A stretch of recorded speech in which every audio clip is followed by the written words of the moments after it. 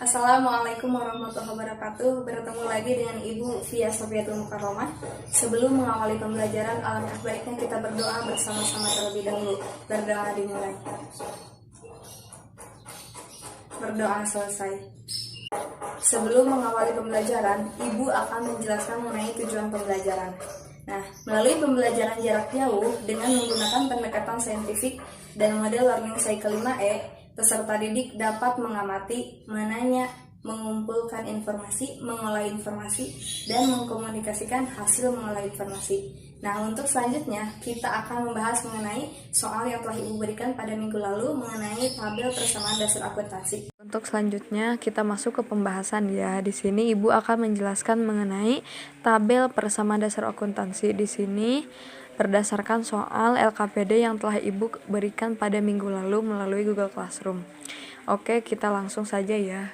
Kita lihat di soal nomor 1. Oke, sebelum kalian membuat tabel persamaan dasar akuntansi, jangan lupa kalian di atas tabel itu harus ada nama perusahaannya, terus pencatatannya apa, dan juga ada tahun dan juga bulan. Nah, kita masuk pada tanggal 1 Januari 2016, Tuan Azka selaku pemilik bengkel menyerahkan sebagian rumahnya untuk dijadikan tempat usaha bengkel senilai 35 juta dan uang tunai sebesar 15 juta. Nah, dalam tabel persamaan dasar akuntansi ada beberapa kolom. Yang pertama ada kolom tanggal, terus ada blok harta dan juga utang. Kalau di blok harta terdapat beberapa akun. Yang pertama ada akun kas, peralatan, perlengkapan, bangunan, piutang. Sebenarnya masih banyak, ada bisa kendaraan, bisa tanah, itu termasuk harta.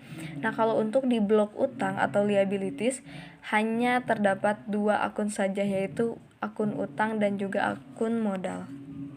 Berdasarkan soal di atas, berarti kita masukkan ke kolom kas yaitu 15 juta karena di soal sudah jelas bahwa yang masuk ke kas itu hanya 15 juta.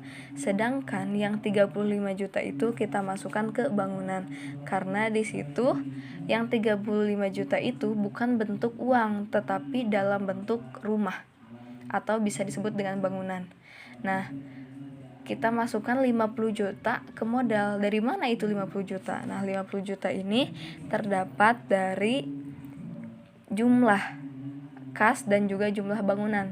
15 juta ditambah 35 juta yaitu sebesar 50 juta. Oke, selanjutnya kita masuk ke nomor 2. Nah, pada tanggal 3 Januari 2016, bengkel Azka ini menerima pinjaman dari bank sebesar 10 juta. Jadi intinya bengkel Azka ini meminjam uang ke bank sebesar 10 juta. Sekarang kita masukkan ke tabel persamaan dasar akuntansi. Seperti biasa ya, selalu memasukkan tanggal.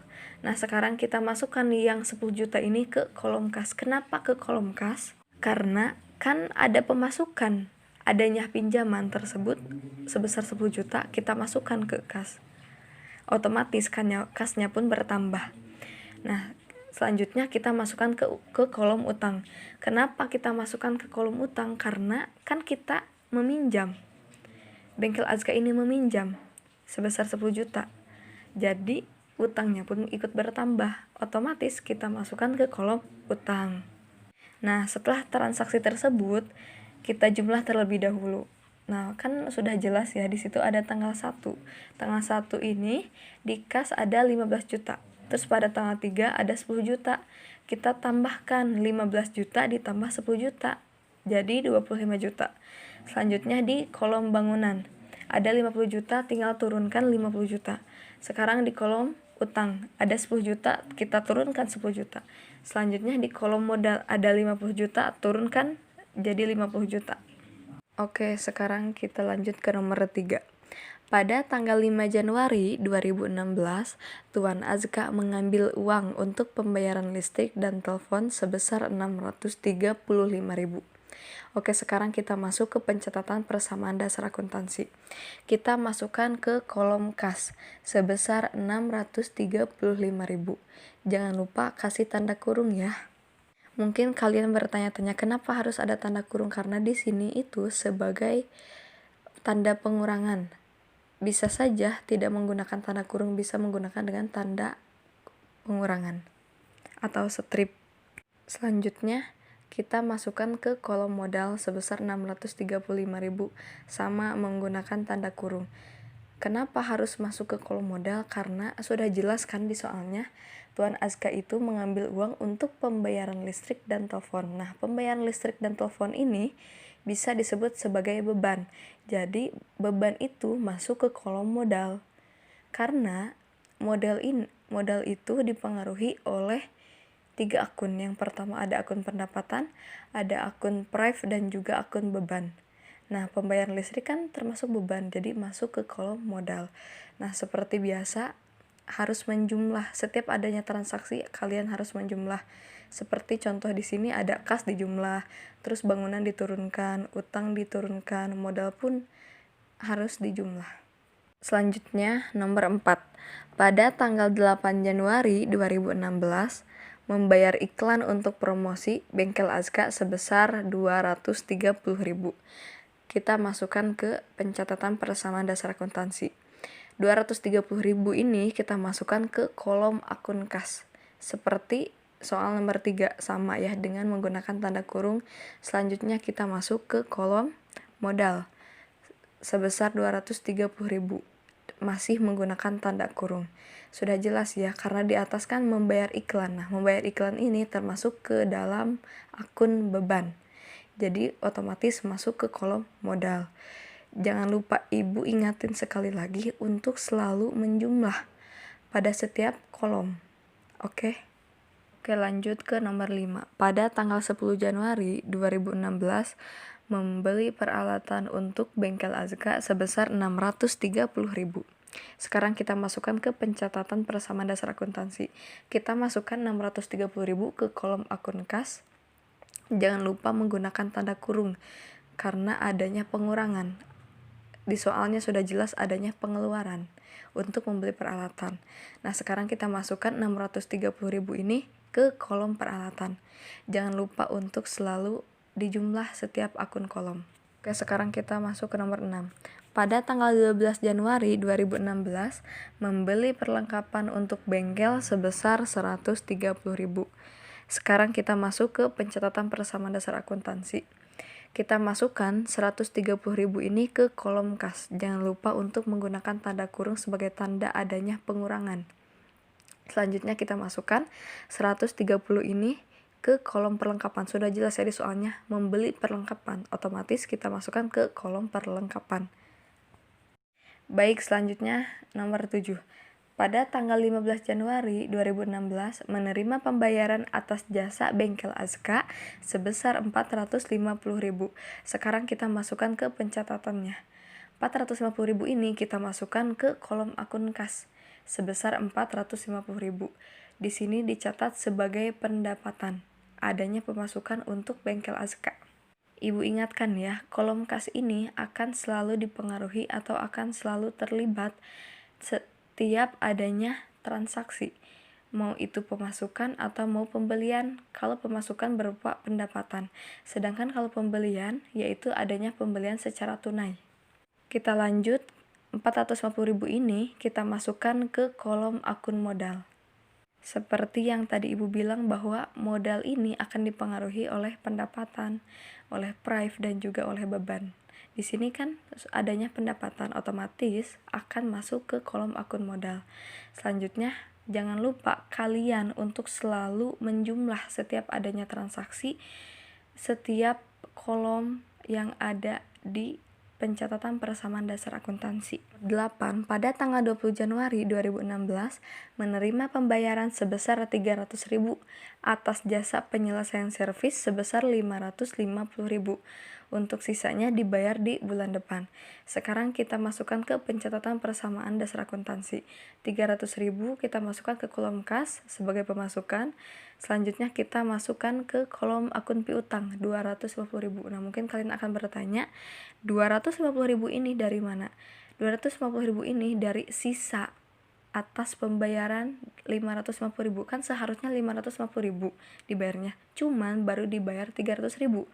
Otomatis hutangnya pun sebesar 250.000. dan itu merupakan jadi piutang bagi bengkel Azka. Nah, sekarang kita masukkan ke kolom modal sebagai pendapatan sebesar 550.000.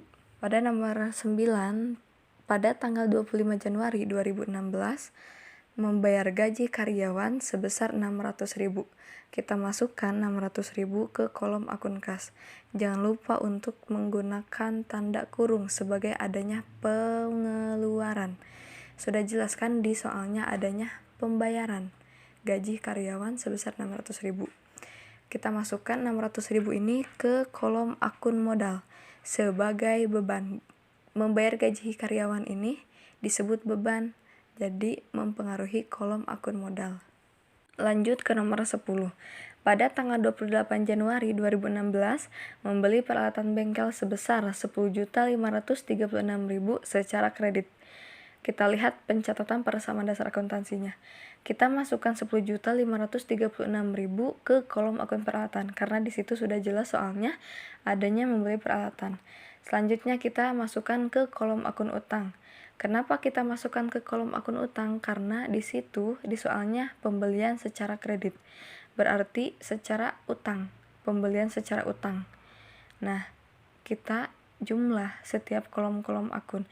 Kolom kas kita turunkan, kolom peralatan kita jumlah, perlengkapan kita turunkan, bangunan kita turunkan, piutang diturunkan, utang dijumlah, dan akun modal diturunkan. Untuk soal yang terakhir yaitu nomor 11, pada tanggal 30 Januari 2016, membeli perlengkapan bengkel sebesar 2 juta, baru dibayarnya 1.500.000 dan sisanya dibayar bulan depan.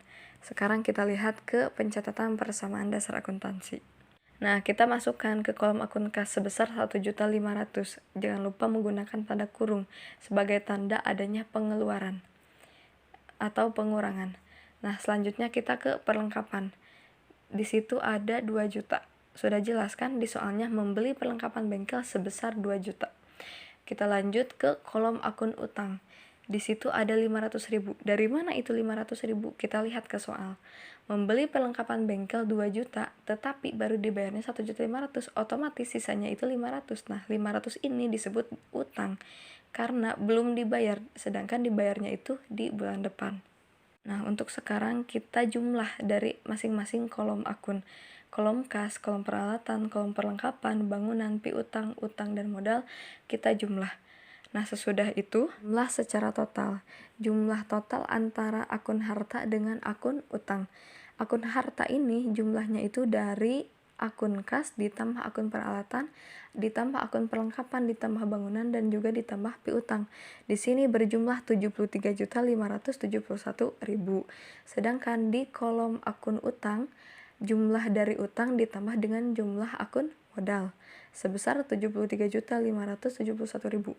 Nah, di situ kan sama antara jumlah harta dengan jumlah utang karena memang pada pencatatan persamaan dasar akuntansi ini jumlah dari akun harta dengan akun utang itu harus sama atau balance. Apabila tidak sama atau tidak balance, berarti dalam pencatatannya atau dalam penulisannya ada yang salah. Otomatis dalam jumlahnya pun tidak akan sama karena dalam pencatatan persamaan dasar akuntansi itu harus sama. Ingat, ibu sekali lagi katakan ya, akun harta dengan akun utang ini harus berjumlah sama. Oke, setelah pembelajaran hari ini, Ibu berharap adik-adik semuanya bisa mengerti apa yang telah Ibu sampaikan tadi mengenai tabel persamaan dasar akuntansi. Nah, Ibu minta sama adik-adik semuanya untuk mengerjakan kembali mengenai soal tersebut supaya bisa disamakan dengan hasil pengerjaan Ibu. Nah, untuk minggu selanjutnya, Ibu akan membahas mengenai penyusunan siklus akuntansi pada perusahaan jasa. Silahkan kalian pelajari terlebih dahulu mengenai materi tersebut. Untuk pembelajaran hari ini, Ibu cukupkan sampai di sini. Tetap jaga kesehatan ya, tetap di rumah. Kita akhiri pembelajaran hari ini dengan ucapan hamdalah bersama-sama. Alhamdulillahirrabbilalamin. Wassalamualaikum warahmatullahi wabarakatuh.